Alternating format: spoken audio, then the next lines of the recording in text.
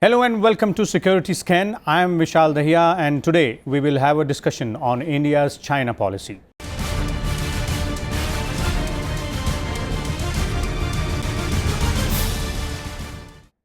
India's China policy has changed quickly between two major summits. The BRI summit held in May in Beijing and the SCO summit held in Kazakhstan's capital Astana recently. While India boycotted the summit on Belt and Road Initiative in Astana, it became a full member of the SCO. China has not been supportive of India's demand for inclusion in the NSG and has also blocked India's resolution in the United Nations for designating Masood Azhar as a terrorist. Both countries also have a long-standing border dispute. Under these circumstances, will India's hedge and engage approach against China work finally? And what will be the implications of this particular relation on the security scenario in this particular region? We have a distinguished panel of guests with us today. Let me introduce you to them. Mr. TCA Rangacheri with us. Also, we have Mr. Bharat Karnad, National Security Expert. And we also have Jabin Jacob, Fellow of Institute of Chinese Studies, Jawaharlal Nehru University. Let me begin with you, Mr. Rangacheri. First and foremost question which everybody is asking since the BRI summit which was held in Beijing in May, was it proper response by India to go ahead and boycott the summit altogether, or would it have been better if India would have gone there and raised its concerns on the forum? I'm not sure if the word boycott is the appropriate word here. There was an invitation, and for reasons which were very clearly stated by the Ministry of External Affairs and by other spokesmen of the Government of India, India decided not to attend. Other than that, we didn't do anything against the conference. We didn't try and persuade anybody else not to go.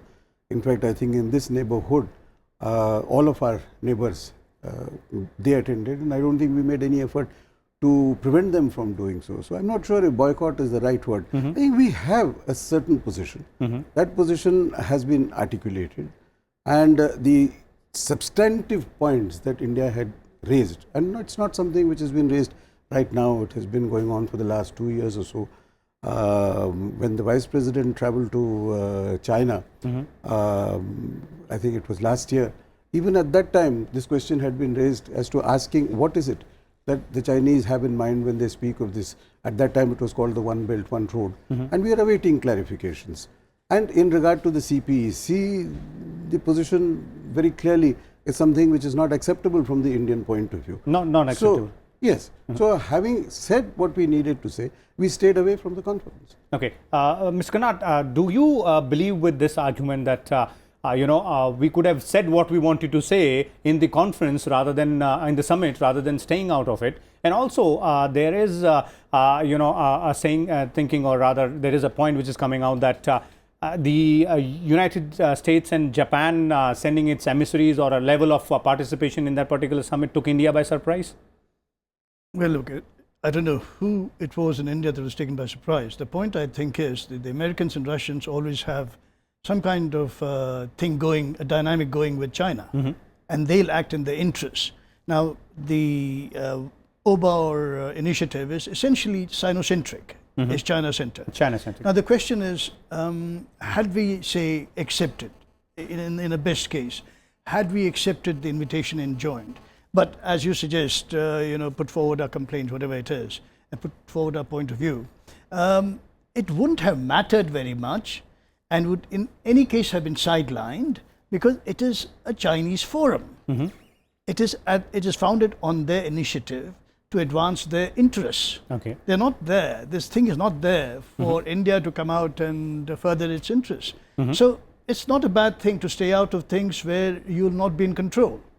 And the Chinese will not let you exercise control once you get into it. So it's best to stay out.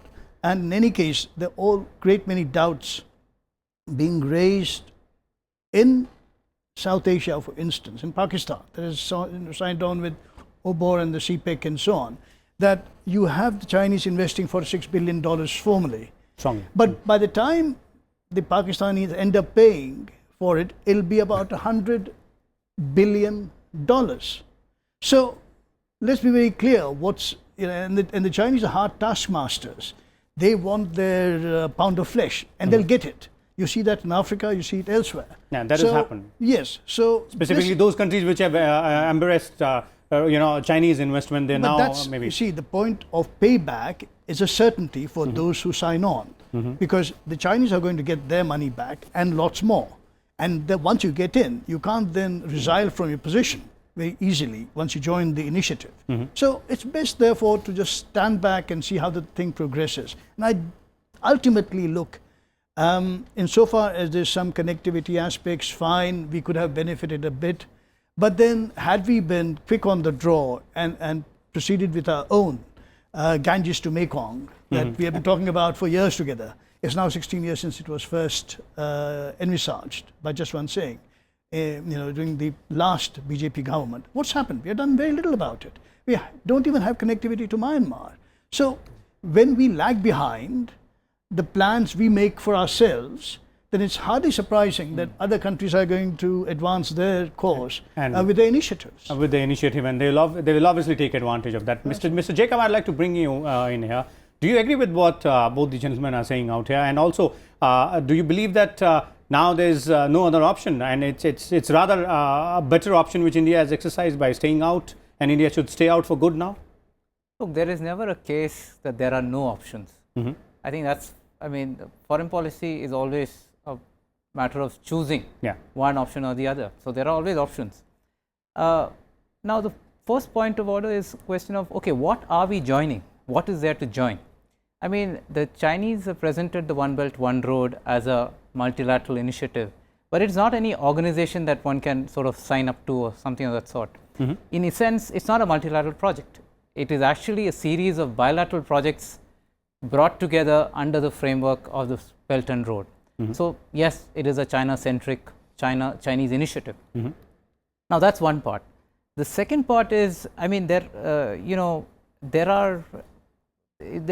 can be different ideas about what participation in the forum itself could have done. We could have, there is this view that we could have used it as a forum for conveying our concerns. Whether the Chinese take it seriously or not is another matter. I think it's an opportunity that we could have used perhaps for presenting in front of other smaller countries who also have concerns, but who do not have the wherewithal to turn down a Chinese largest the way India does. I mean, India is not India is in a different league altogether, and which is why the Chinese have continuously insisted on India. I mean, they put in a lot of effort to try and get India to participate. And now you see that even after the forum, the Chinese Consul General in Calcutta was on record saying, we like to invite India to the next Belt and Road forum. So it serves China's purpose much better to have India on board rather than India staying away. True, but it also is important for us to make our positions very clear that there are concerns here, and I think the MEA statement around at the time of the BRI conference was very important in that it took a stand representing not just itself but other countries also. There are environmental issues, there are questions of debt management, sustainable development issues, and all of these issues are what a country like India should be talking about. We cannot limit it to a simple bilateral issue of China-Pakistan economic corridor. This is much bigger than that. It cannot be just a connectivity project as China is putting it. Let me bring in Mr. Rangacheri here again. Mr. Is this another aspect which is a cause of concern for India? Is China's growing influence in our neighborhood, one after the other countries? For example, it was Nepal earlier, and then now it's the CPEC, the Pakistan, and then Sri Lanka has also, China has also tried to have its influence in Sri Lanka. So is this collectively a cause of concern for India, and should Indian policy vis-a-vis China be taking a holistic approach rather than going in bits and pieces? Let's deal with issue 1 first and then deal with issue 2. First of all, I don't think that India deals with China in that bits and pieces fashion. Okay. Secondly, when you look at the statement that was agreed upon when Prime Minister Modi visited China in 2015 May, both leadership on both sides took a view, which, these are not the exact words, but reduced to those words. It is not a zero-sum game. So it's not as if, it's either India or China. And you look at it from another point of view. Virtually every projection today suggests that in the course of the next, say, 10 to 15 years, United States, China and India, in that order, will be the three largest economies in the world. Two of them are in Asia. Two of them are large countries, neighbors. We have a history of problems, but at the same time, we also have to look to the future to see how we can work together, the betterment of the region, also in order to make sure that there is a certain stability as far as global relationships and international order is concerned. So I don't think we should talk in terms of a zero-sum game.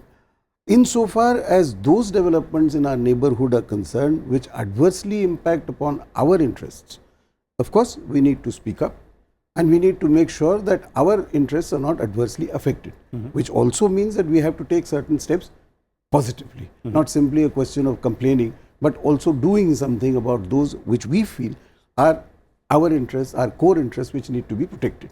Okay. So in that sense, I think we have this possibility, dialogue, making progress in resolving outstanding issues through a process of dialogue, and at the same time there will always be an element of competition, because we are at a stage of development, notwithstanding the fact that the Chinese economy is much larger, etc. But we are at a stage of development where we have mostly internal problems that have the priority attention of both governments. And in that framework, it is necessary that the two of us work together rather than keep sort of having a confrontational attitude towards each other. But the element of competition is something which is inevitably going to be there when you have two large neighbors like India and China, and there are several countries in the neighborhood who are looking to one and the other. Perhaps in some cases both, to ensure that there is peace and stability in our region. Okay, let me take this to Mr. Karnad. Confrontational approach cannot be the answer, as Mr. Rangacheri is pointing out, and is saying that it is not a zero-sum game. But if you look at this relationship between India and China from a security perspective, we have a long-standing border dispute. Then India has its own concerns as far as the maritime expansion goals of China is concerned. And this CPEC corridor also brings in another element, Pakistan and the Pakistani army entwined with it. So there are several developments taking place. How is this going to have a long-term impact on the relations between both the countries? Well, look, if you're talking about security as translated into military capabilities and so on, and their impact generally on the two countries and in the region, the fact is that the Chinese are far, far superior in every respect. What we have by way of capabilities on the border is a holding operation. We can hold them, and they'll not be able to make very great ingress very deep into India, for the very simple reason that it's difficult to get past the mountains in any great strength. That's the reason. So that border, the line of actual control, is fairly stable in that sense. But the larger question is this. The Chinese have conventional military superiority that's quite marked compared to India's. And the strategic sort of arsenal is so much superior to India's that there's every possibility in a crisis. And especially because Delhi doesn't seem to hold its nerves very well in a crisis. We go to pot quite virtually. We are like the proverbial headless chicken, you see, running around. So we lose our nerve, and the Chinese can hold theirs, at least publicly, far better than we do ours when a crisis unfolds. So you mix all these sort of ingredients together, and you have every possibility of being overwhelmed without the Chinese firing a shot, because they have such superiority in the thermonuclear weaponry and so on, while what we have are basically untested, unproven weapons. Other than the 20 kiloton fission weapon, there is nothing that's proven in the larger yield weapons. So it's all a matter of conjecture and speculation as to how efficacious they are. So we have a problem in credibility. Okay. So then you have the string of pearls that you're talking about, Hambantota, Kwaipo in Myanmar, Gwadar, Djibouti, and so on and so forth, Kenya offering Mombasa, whatever. The fact, though, is the Chinese Navy is still a very inexperienced combat arm compared to the Indian Navy. They have aircraft carriers, the Liaoning and so on, that's being talked about. But it'll take them another 20 years for them to learn to integrate the carrier into fleet operations. And for them to come to west of Malacca and conduct operations is going to be very, very difficult. It's not easy. It's not easy. It's not easy. So you can be spooked by the fact that the Chinese are going to sometime in the future come into the Indian Ocean. Well, yes, they're going to come into the Indian Ocean, but in what force, and can they sustain that, is another question. My thing is, we have an edge in the maritime sphere, but we'll have to work very hard to maintain it. On the other hand, the Chinese have an edge landward, and we have to build up and get offensive mountain corps to be able to fight them on the Tibetan plateau, which we don't presently have. We have one corps being raised, the 17 Corps. That, according to General Rawat, who recently said, will take another 3 to 4 years to field. No, so we are pretty lax and unurgent about our requirements. So we better get on the game, because there's not the time to lose. There's not the time to lose. There's not the time to spare. This next question, which I wanted to bring in to Mr. Jacob, is the same which you pointed out at the end of your answer. That as far as maritime challenge is concerned, India has the wherewithal to go ahead and tackle that. But are we moving in the right direction as far as that particular aspect is concerned, specifically with respect to the security scenario and the Chinese maritime expansion goals? See, the right direction, what you would define as the right direction depends on what you see the Chinese as doing, right? From which perspective first you have to define the problem carefully, and I think Professor Karnad has laid out the problem fairly succinctly. Then the other issue, which I think both speakers have raised with respect to BRI as well as the security domain, is our problem of implementation. I mean, we do not lack in ideas or even to an extent vision, but the question is, do we walk the talk? So if we do not implement, and the reason you mentioned in the previous question about how China is increasing influence in South Asia, the reason China influence in South Asia is because we have left open a gap for them to come in, and we've left open the gap because we've not been been able to fulfill our promises. And when promises go unfulfilled, even the best of neighbors can decide to look for other options, and it need not be China, it could be the Americans as well, and they are not going to be any less of a problem than the Chinese are in our neighborhood. So this is the first thing that needs to be understood. Now in the maritime domain, it's not just capability in terms of ships or submarines or aircraft carriers that's going to win the the game for us. Actual conflict, a kinetic conflict, the likelihood of that between India and China is very limited. But what is going on in the background is what is important. The asymmetric capabilities China is building up, not just in weaponized platforms and so on, but also in terms of influence in the neighborhood. In the region. China is very good at giving scholarships, inviting scholars, inviting think tanks, or sending delegations, interacting with local elites in these countries, and offering incentives for them to get interested or remain interested in China. Now we have sort of let that fall by the wayside in our foreign policy. I mean, Prime Minister Modi started off brilliantly by his focus on the neighborhood. But it's not enough for just the Prime Minister to be at the forefront of these things. These things have to be operationalized at the middle level and the junior level to sustain it. So it cannot be personality driven, it cannot be individual driven. We need a system in place to keep these things moving. And what we need to have these as important aspects of the overall policy. That's what you're pointing out. That's true. And where the Chinese score is that their leaders' visits are followed up by concrete action.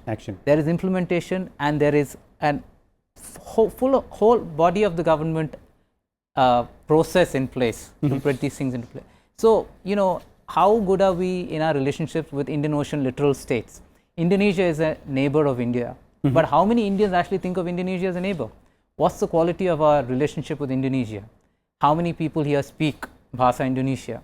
How many analysts do we have studying Indonesia? And without Indonesia on board, what kind of Indian Ocean policy, what kind of naval doctrine or maritime presence are you talking about? So I think these are the kind of issues that we need to confront, and there has to be urgently. Holistic approach. That's what you're pointing out. Well, holistic is a very easy term to use, but let's go beyond grand terms like that and get into the nitty-gritty. Okay, let me bring in one more element, by going back to the CPEC, Mr. Rangacheri, the China-Pakistan economic corridor. And one interesting element which is being talked about, written about, pointed out by the analysts and critics is that the Pakistan army seems to be in a very beneficial position with this entire project. It will collaborate more with the Chinese. It is said that they will have a shot at not two but three birds in per se. They will have an opportunity to redevelop that military business complex, the idea which was generated during President Musharraf's time, 1 and 2. They will have more flowing ties with the China. They will have more pressure to be exerted on the civilian government in Pakistan. Is that angle also a cause of concern for India as far as CPEC is concerned? From security point of view, economic, yes, definitely. Sovereignty issue, yes. But is this also a very important one? Well, as far as Pakistan is concerned, it seems to me that there are two aspects that we need to pay attention to. One, as far as China-Pakistan is concerned, and specifically in the case of the Pakistan-occupied Kashmir area, what we might be seeing is the beginning of a creeping annexation of POK by China. You are in a situation today where the Chinese, according to various reports, have something like 10 to 15,000 PLA elements there. They have explained it by saying that these are people who are engineers, they are building roads and construction people, etc. and so on. We don't know. The Pakistanis have created a division plus strength in order to protect CPEC projects. Now, clearly, 50,000 strong force. That's not going to be enough. If the projects are as grand and as numerous as they are supposed to be, then you're going to require much bigger presence. Is Pakistan Army going to be in a position to guard and safeguard not just the projects but also the Chinese? If not, are they going to get more PLA people in? That should be certainly something that we should be looking at. The other thing is, and this is again as a sub-proposition of the same proposition, is the theory that the Chinese have now created, what is coming through in several of the non-official interactions, which is that when you have capabilities, you must be able to defend your interests. And conversely, in order for you to have those capabilities, you must develop interests. Now, if that is the logic, and you are developing interests in POK, then clearly you are matching your capabilities in order to protect whatever assets you are creating in the POK region. And that, I think, is something we should look at closely to see whether this is not a first step towards creeping annexation of POK by China. So that although it is India and Pakistan as the two parties in regard to J&K, it in practice becomes a three-party exercise. And the second aspect is the stability of Pakistan itself. That also. And whether Pakistan Army is going to maintain the integrity of the country, whether the political process, if it is subverted by the army, then what are the consequences? The military business or milbus, as that you referred to, how good it is going to be for the long-term sustainability. So all these Pakistan. Are going to be important. These are all important issues. We're running short of time. Let me bring in Professor Karnad here. Professor Karnad, what's your viewpoint of this? Ambassador Rangacheri is saying that this is going to be a really important point which India will have to keep a close watch on. Yeah, the point is this, that the Chinese are already in the POK area. As the ambassador apprehends, it's quite correct to assume that in years to come, it'll become virtually a colony of China. They'll pour in more PLA troops under whatever guise they say to protect their workers and the engineers and the workforce building the CPEC. That's their rationale for it. So, in any case, are we in a position to reverse that situation? We are not. We are not in a situation. Now, the question then is, what do you do on your own side of Kashmir? Because one of the real problems that we have had over the last 70 odd years is that we have kept the Kashmir status pending, awaiting a decision, a final decision. Article 370 and all that is a real problem because you have carved out a separate status in your own mind, in your own constitution for Kashmir. Now, if you say that's a special area of contention, then it's hardly surprising that everybody else thinks the same way. The Pakistanis don't think that their POK is not theirs. They want the Indian Kashmir as well. But we don't have that. So the perspective also has to be changed. Our attitude is, well, generally, I mean, we have started making some noises about the POK side, we have to have that, etc. But for years together, we didn't say anything about the POK side.